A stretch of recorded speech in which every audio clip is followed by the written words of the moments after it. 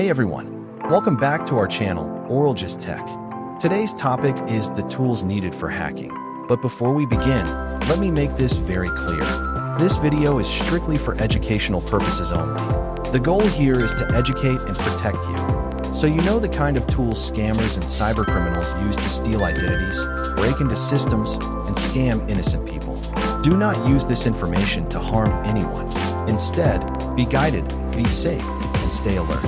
And don't forget to subscribe, like, comment, and share this video, so others can be aware and protected too. Let's get started with some of the most commonly used tools in the hacking world, the same ones often abused by scammers and fraudsters online. Keyloggers are one of the oldest tricks in the book. These tools record every single keystroke you type on your computer, from your Facebook login to your bank password. Hackers may install this tool through fake apps, malicious links, or even USB devices. Once active, it silently sends your keystrokes back to the attacker in real time. Phishing kits are ready-made software bundles that let anyone, even someone with zero coding skills, set up fake websites that look like your bank or email login page.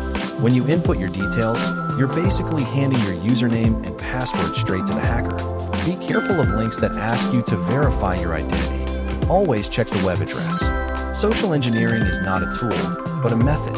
Hackers use tools like SET, the social engineering toolkit, to create fake pop-ups, warning messages, or clone entire websites. These tools trick people psychologically into revealing sensitive data. It's not always about tech. Sometimes it's about human error.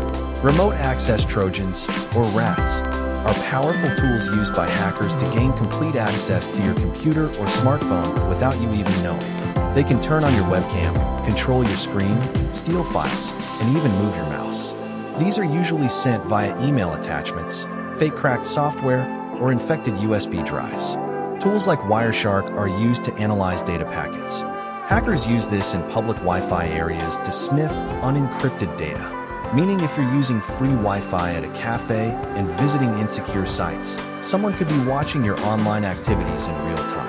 Always use VPNs when connected to public networks. Tools like John the Ripper, HashGad, or Hydra are used to brute force or crack passwords. They try millions of combinations per second until they find the right one.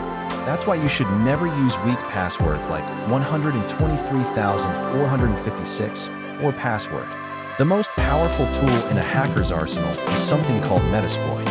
This is a full hacking framework used to find and exploit vulnerabilities in systems. Basically, if your software isn't up to date or your device has a security flaw, Metasploit can break it.